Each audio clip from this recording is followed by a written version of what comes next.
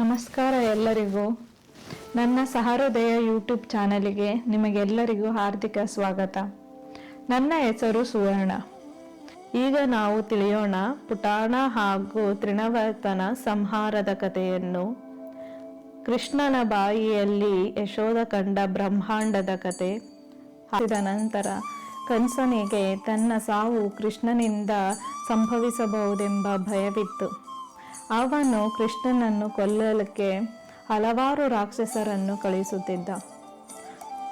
ಪುಟಾಣ ಎಂಬ ರಾಕ್ಷಸಿಯು ಶ್ರೀಕೃಷ್ಣನನ್ನು ಕೊಲ್ಲಲು ಗೋಕುಲಕ್ಕೆ ಬಂದಳು.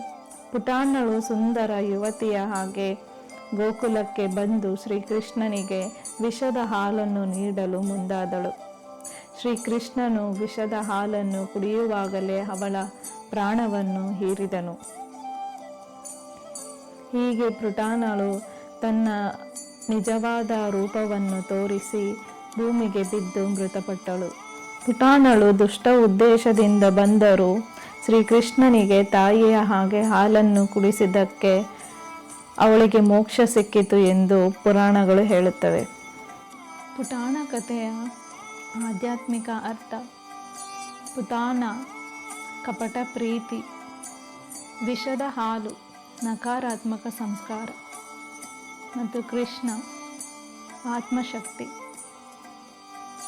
ಆತ್ಮಶಕ್ತಿ ಜಾಗೃತವಾದಾಗ ನಕಾರಾತ್ಮಕ ಪ್ರೀತಿ ಅಥವಾ ಕಪಟ ಪ್ರೀತಿ ನಮ್ಮನ್ನು ಹಾನಿ ಮಾಡುವುದಿಲ್ಲ. ಪುಟಾಣಳು ಶ್ರೀಕೃಷ್ಣನನ್ನು ಕೊಲ್ಲಲು ವಿಫಲಳಾಗಿದ್ದಳು. ಆಗ ಕಂಸನು ಮತ್ತೊಬ್ಬ ರಾಕ್ಷಸನನ್ನು ಶ್ರೀಕೃಷ್ಣನನ್ನು ಕೊಲ್ಲಲೆಂದು ಕಳಿಸಿದ.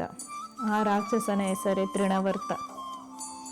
ತೃಣವರ್ತ ಭಯಾನಕ ಗಾಳಿ ಮತ್ತು ಚಂಡಮಾರುತಗಳೊಂದಿಗೆ ಗೋಕುಲಕ್ಕೆ ಬಂದ.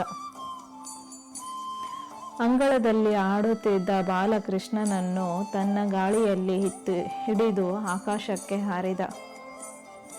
ಆಗ ಶ್ರೀಕೃಷ್ಣನು ತನ್ನ ದೇಹವನ್ನು ಭಾರವಾಗಿಸಿಕೊಂಡ. ಆ ಭಾರವನ್ನು ತಾಳಲಾರದೆ ತೃಣವರ್ತನು ಭೂಮಿಗೆ ಬಿದ್ದು ಮೃತಪಟ್ಟ. ಅಲ್ಲಿದ್ದ ಜನರು ಆಶ್ಚರ್ಯಗೊಂಡರು. ತಾಯಿ ಯಶೋದೆ ಶ್ರೀಕೃಷ್ಣನನ್ನು ಅಪ್ಪಿಕೊಂಡರು. ಶ್ರೀಕೃಷ್ಣ ಮತ್ತೆ ಸುರಕ್ಷಿತನಾಗಿದ್ದ.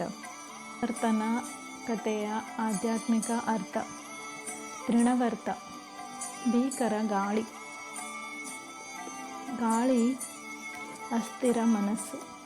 ಕೃಷ್ಣ ಸ್ಥಿರ ಚೈತನ್ಯ.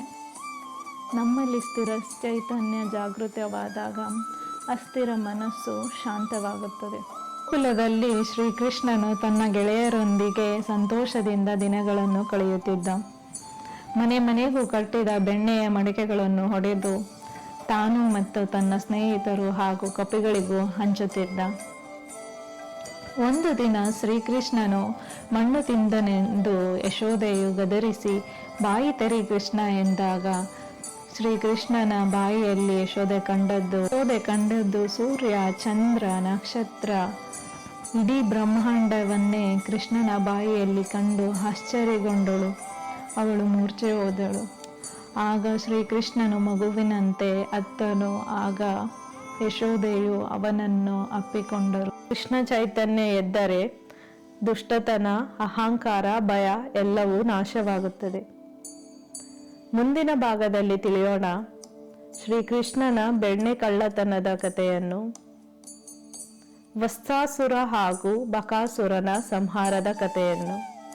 ನಮ್ಮ ವಿಷಯಗಳು ನಿಮಗೆ ಪ್ರೇರಣೆ ಅನಿಸಿದ್ದಲ್ಲಿ ನಮ್ಮ ಚಾನಲ್ಗೆ ಸಬ್ಸ್ಕ್ರೈಬ್ ಮಾಡಿ ಮತ್ತು ಬೆಲ್ ಐಕಾನ್ ಅನ್ನು ಪ್ರೆಸ್ ಮಾಡಿ. ನಮಸ್ಕಾರ.